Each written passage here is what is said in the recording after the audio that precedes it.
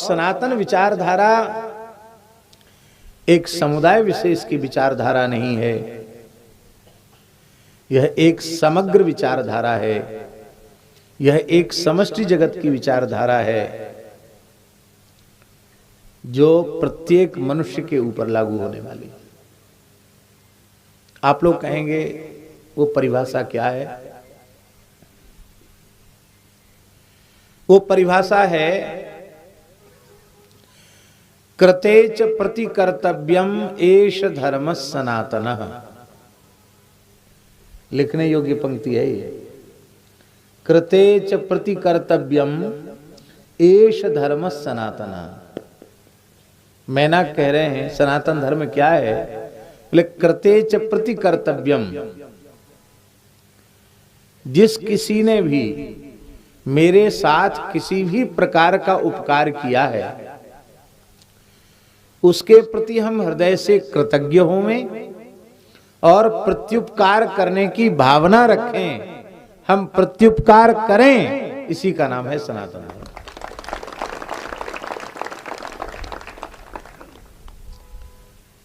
इसका मतलब है बहुत सीधे साधे सरल शब्दों में हम कहें तो प्रत्येक कृतज्ञ मनुष्य सनातनी है और प्रत्येक कृतज्ञ मनुष्य विधर्मी है, म्लेच्छ है, असनातनी है, अहिंदू है।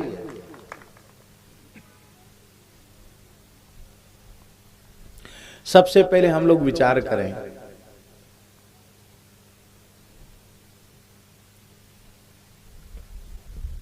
हमारे ऊपर किस किस का उपकार है। सबसे पहले हम सबको जो शरीर मिला है, जो पुरुषार्थ चतुष्टय की सिद्धि का साधन है, इस शरीर से हम धर्म, अर्थ, काम और मोक्ष चारों पुरुषार्थ प्राप्त कर सकते हैं। ऐसा देव दुर्लभ मानव शरीर हमें माता पिता की कृपा से प्राप्त हुआ है, माता पिता के अनुग्रह से प्राप्त हुआ है। इसलिए माता पिता की सेवा करना, उनकी आज्ञा का पालन करना सनातन धर्म है। पूरी दुनिया में कोई माई का लाल पैदा हुआ हो, इसे काट के दिखावे, चाहे मुसलमान हो, यहूदी हो, ईसाई हो, अथवा और जो भी हैं, सबके नाम लेने की जरूरत नहीं है। इसको कोई काट सकता है क्या? माता पिता का आदर करना, माता पिता की सेवा करना, माता पिता की आज्ञा का पालन करना सनातन धर्म है।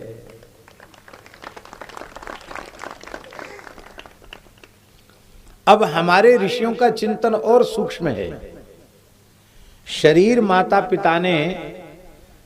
पिता के संयोग से शरीर का निर्माण हुआ है। माता पिता की कृपा से हमें ये शरीर मिला है।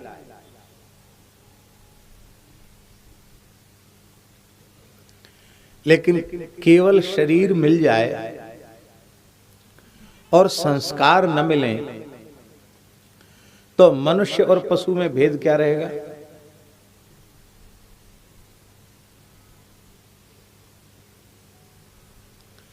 पूरा श्लोक नहीं बोलेंगे। धर्मेण हीनः पशुभिः समानः। धर्म नहीं है, सदाचार नहीं है, संस्कार नहीं है, तो मनुष्य के आकार में दिखने वाला व्यक्ति भी मनुष्य नहीं है, वो बिना सिंह पूंछ का पशु ही है। और हम तो कहेंगे पशु से भी गया बीता है। क्यों? अब पशु से गया बीता क्यों है?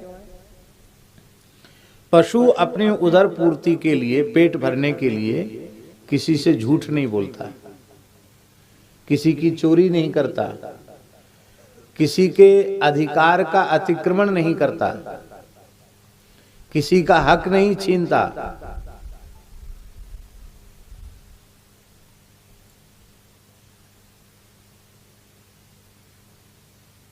क्या नाम है आपका? विष्णु शर्मा जी, पारीक जी।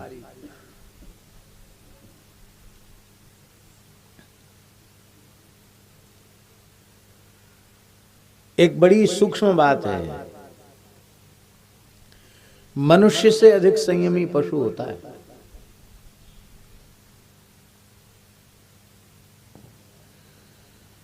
पशु ऋतु कालाभिगामी होता है। सुअर देख लो, कुत्ता देखो, गधा देखो, घोड़ा देखो, और जितने प्राणी देखो, ये ऋतुकाल के अतिरिक्त समागम नहीं करते। पर मनुष्य में यदि धर्म संस्कार नहीं है तो पशु से भी गया बीता है। झूठ बोलता, चोरी करता, बेईमानी करता, न जाने क्या क्या नहीं करता। तो ये जो पवित्र संस्कार मिले हैं वो हमको कहां से मिले हैं? वो पवित्र संस्कार हमें मिले हैं मातृकुल और पितृकुल से। दो परिवारों से मिले हैं, एक माता की परंपरा से और एक पिता की परंपरा से हमको मिले हैं। तो माता को किससे मिले हैं? माता को अपने पूर्वजों की परंपरा से मिले हैं। पिता को किससे मिले? पिता को अपने पूर्वजों की परंपरा से मिले हैं। तो ये सूक्ष्म चिंतन है कि केवल माता पिता का आदर नहीं करना, श्राद्ध तर्पण के द्वारा मातृकुल का आदर करना, पितृकुल का आदर करना, ये सनातन धर्म है। इस गहराई में दूसरी परंपरा नहीं पहुंच पाई। इस गहराई में हमारे ऋषि गए, हमारे पूर्वज इस गहराई में गए। तो पितरों का समय से श्राद्ध तर्पण करना, माता पिता की आज्ञा पालन करना, ये सनातन धर्म है।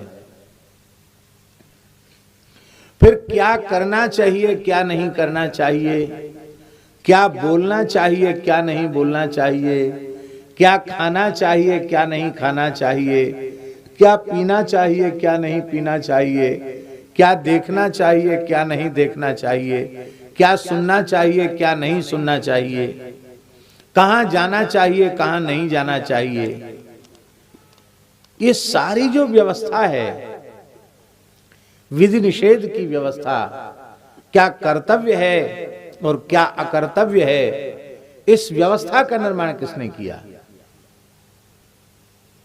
इस व्यवस्था का निर्माण व्यास, वाल्मीकि, वशिष्ठ, विश्वामित्र, कश्यप, अत्रि, गौतम प्रभृति ऋषि महर्षियों ने इस परंपरा का निर्माण किया।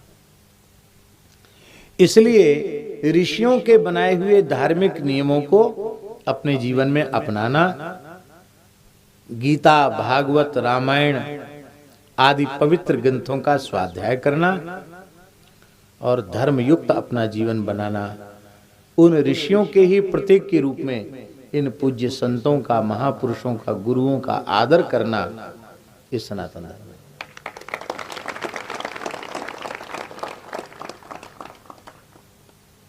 पिता माता के सहित पितरों का आदर, धर्मशास्त्र के सहित ऋषियों का आदर। तीसरा, हम लोग अपने शरीर से क्रिया करते हैं, कर्म करते हैं। शरीर नहीं होता तो कुछ नहीं कर सकते। हमारे पास वाणी नहीं होता तो हम बोलते कैसे? मन बुद्धि नहीं होता तो हम सोचते कैसे, चिंतन कैसे करते?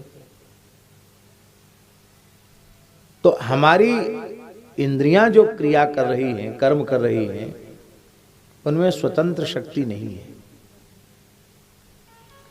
प्रत्येक इंद्रिय पर उसका अधिष्ठात्र देवता विराजमान है और उस देवता की शक्ति से युक्त होकर हम अपना कर्म कर रहे हैं।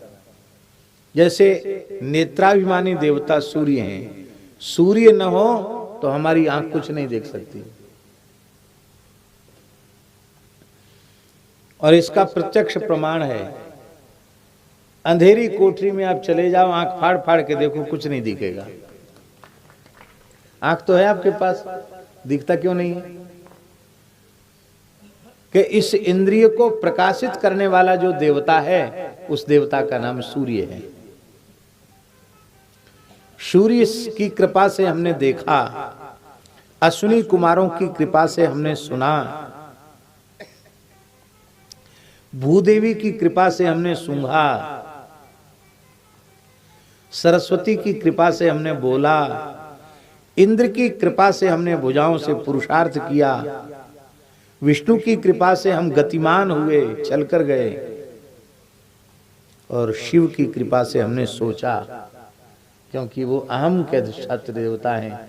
अहंकार के बिना कोई क्रिया संभव नहीं। मन का अधिष्ठाता चंद्रमा है। मने प्रत्येक ज्ञानेन्द्रिय, प्रत्येक कर्मेंद्रिय, प्रत्येक अंतरिंद्रिय का कोई न कोई अधिष्ठात्री देवता है। तो हम जो कुछ करते हैं वो देहेंद्र आदि के सन्निकर्ष से, सहयोग से ही करते हैं, और उन देहेंद्र आदि में जो अपने कर्म को करने की शक्ति आती है वो देवताओं की कृपा से आती है। इसलिए हम जो कुछ करते हैं, कमाते हैं, उसमें देवताओं का, आज की भाषा में कहें तो क्या कहेंगे, शेयर है। क्या? CSR है। तो उनका हिस्सा है। हिस्सा को शेयर बोलते हैं ना। तो भाई जिसका हिस्सा है उसको आप नहीं देंगे तो बेईमान माने जाएंगे कि नहीं? आप कई लोगों का सहयोग लेकर कोई बड़ा काम धंधा करें और जो आपके शेयर धारक हैं उनको आप कुछ भी ना दें, तो ये बेईमानी है कि नहीं, ये चोरी है कि नहीं? इसलिए यज्ञ के द्वारा गणेश चतुर्थी, शिवरात्रि, रामनवमी, जन्माष्टमी, भगवती की उपासना की तिथि, नवरात्रि, महालक्ष्मी, माने वर्ष भर के हमारे जितने उत्सव हैं उन उत्सवों में हम प्रायः सभी देवताओं का स्मरण कर लेते हैं। और यज्ञादि के समय संपूर्ण देवताओं को श्रद्धा पूर्वक इंद्राय स्वाहा, विष्णवे स्वाहा, वरुणाय स्वाहा, कुबेराय स्वाहा इत्यादि प्रकार से हम देवताओं को तृप्त करते हैं। यदि हम देवताओं का यज्ञादि नहीं करते हैं तो हम कृतज्ञ माने जाएंगे। हम कृतज्ञ तभी माने जाएंगे जो देवताओं का अंश हम देवताओं को पूजन के रूप में, यज्ञादि के रूप में समर्पित करें।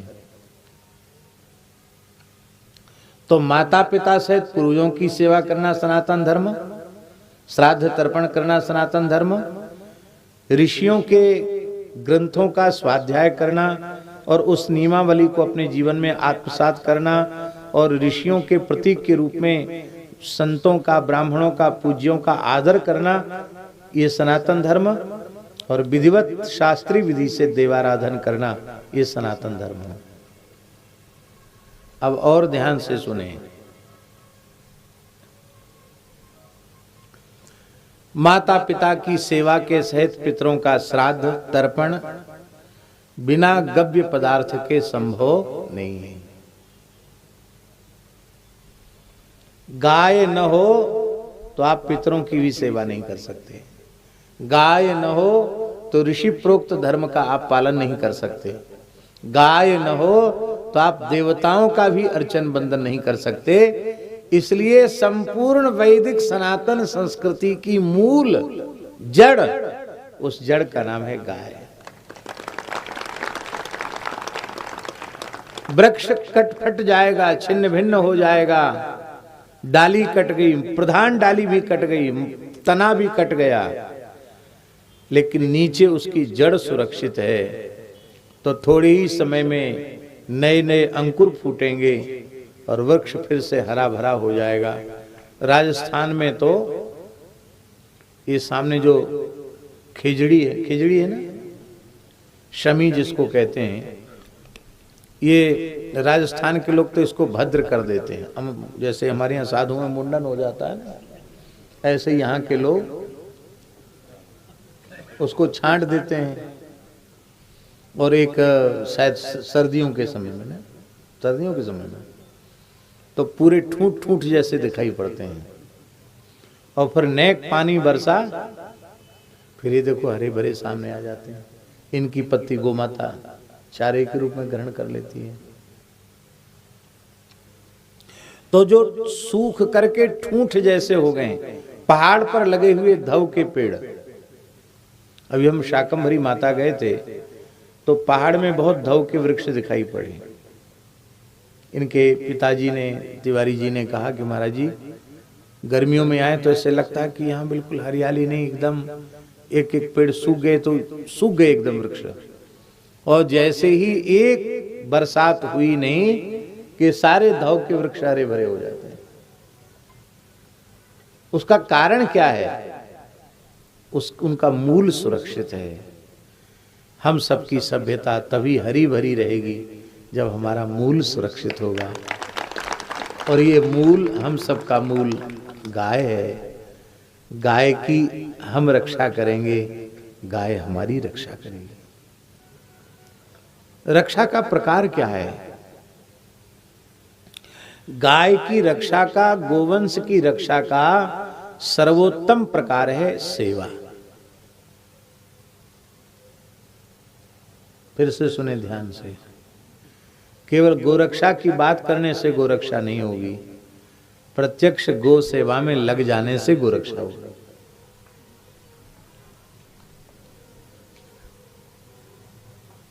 गोवंश की सेवा प्रत्येक व्यक्ति अपना परम कर्तव्य मान करके गो सेवा में लगे। प्रवचन तो सब सुन लेते हैं, लेकिन गो आधारित कृषि कोई नहीं करता। किसान ही कई क्षेत्रों में, यार राजस्थान की बात तो हम नहीं कहते, लेकिन कई क्षेत्र ऐसे भी हैं जहां किसान ही गोवंश को ट्रकों में लदवा देता है गलत जगह भेजने के लिए। वो हमारे खेत उजड़ रहे हैं, इसको लदवा दो।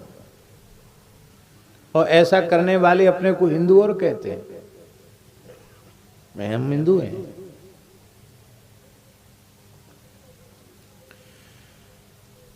तो सभाओं में बैठकर तो सब कहते सुनते हैं गोरक्षा की बात, पर केवल कहने सुनने से नहीं, प्रत्यक्ष गो सेवा करने से गोरक्षा होगी।